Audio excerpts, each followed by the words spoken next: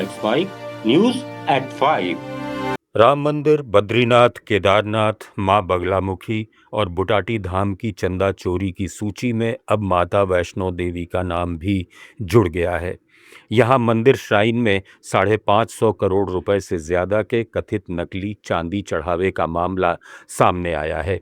इस पर जम्मू कोर्ट ने सख्ती दिखाते हुए क्राइम ब्रांच के जांच अधिकारी को जरूरी रिकॉर्ड के साथ 29 जुलाई को व्यक्तिगत रूप से पेश होने का आदेश दिया है। आरोप है कि करीब 20 टन चांदी के चढ़ावे में बड़ी मात्रा में मिलावट पाई गई, जिसमें कैडमियम और अन्य धातुओं की मौजूदगी बताई गई है।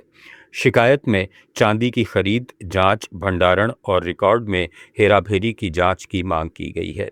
लखनऊ में सपा विधायक रविदास मल्होत्रा ने आरोप लगाया कि देश के बड़े मंदिरों के ट्रस्टों पर कब्जा कर चढ़ावे और आभूषणों में गड़बड़ी की जा रही है।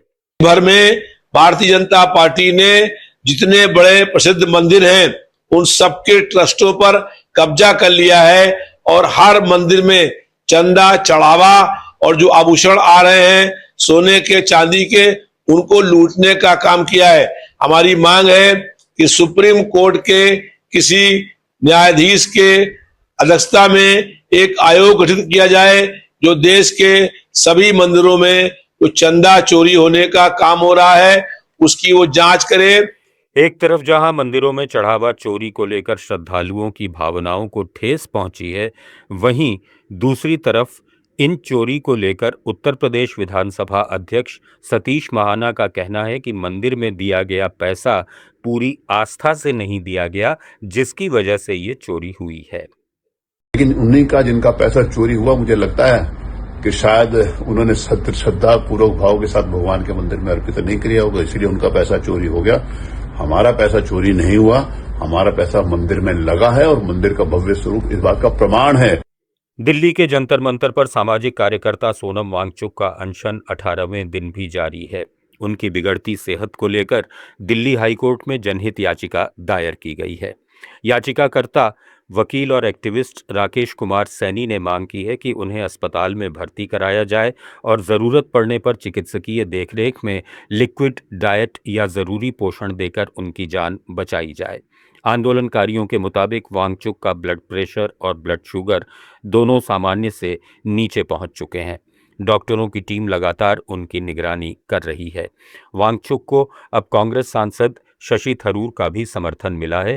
थरूर ने एक खुला पत्र लिखकर वांगचुक से अनशन खत्म करने की अपील की है। उन्होंने कहा कि छात्रों के मुद्दों का समाधान अनशन से नहीं बल्कि संसद में चर्चा और सरकार से संवाद के जरिए होना चाहिए। इसके साथ ही ममता बनर्जी ने भी हालचाल जानने के लिए वांगचुक से फोन पर बात की और उन्हें मजबूत बने रहने के लिए कहा। शंकराचार्य स्वामी अभिमुक्तेश्वरानंद सरस्वती ने सरकार से हस्तक्षेप की अपील की। उन्होंने कहा कि केंद्र सरकार को इस मामले में जल्द निर्णय लेना चाहिए, क्योंकि लंबे अनशन से शारीरिक और मानसिक नुकसान हो सकता है। उनकी तबीयत में कोई गड़बड़ी पाई जाती है और इससे उनको शारीरिक मानसिक कोई क्षति होती है, कौन इसको पूरा करेगा? इसलिए भारत की सरकार से हमारा कहना है कि इसमें हस्तक्षेप करें, जो निर्णय आपको लेना हो लीजिए। उनको जबरदस्ती उठाना हो जबरदस्ती उठा दीजिए, वो भी हमको मंजूर है, लेकिन तिल तिल करके उनको, एक सज्जन व्यक्ति को, एक अच्छे उद्देश्य के लिए जो बैठा हुआ है उसको तिल तिल करके मरते देखना किसी को भी अच्छा नहीं लगता है, हमें भी अच्छा नहीं लगता है। हम सोनम जी से भी कहना चाहेंगे कि जब पत्थर दिल सरकार है, जब आप जानते हो कि ये इस तरह की भाषा को समझती नहीं है, तो फिर क्यों आप अपना जीवन दांव पे लगाए थे? आप देश भर में मानसून का असर एक जैसा नहीं है। बिहार, झारखंड, पश्चिम बंगाल और पूर्वी उत्तर प्रदेश के कई इलाकों में लगातार तेज बारिश हो रही है। इसकी वजह मानसूनी ट्रफ और बंगाल की खाड़ी से आने वाली नम हवाएं हैं, जो इन क्षेत्रों में भारी बारिश करा रही हैं। वहीं राजस्थान, मध्य प्रदेश, दिल्ली, हरियाणा और पंजाब में अगले कुछ दिनों तक बारिश की संभावना कम है। मौसम विभाग के मुताबिक इन राज्यों तक नमी वाली हवाएं पर्याप्त मात्रा में नहीं पहुंच रही हैं, जिससे मानसून कमज़ोर बना हुआ है। हालांकि नया लो प्रेशर सिस्टम बनने या मानसून ट्रफ के पश्चिम की ओर बढ़ने पर इन इलाकों में भी अच्छी बारिश हो सकती है।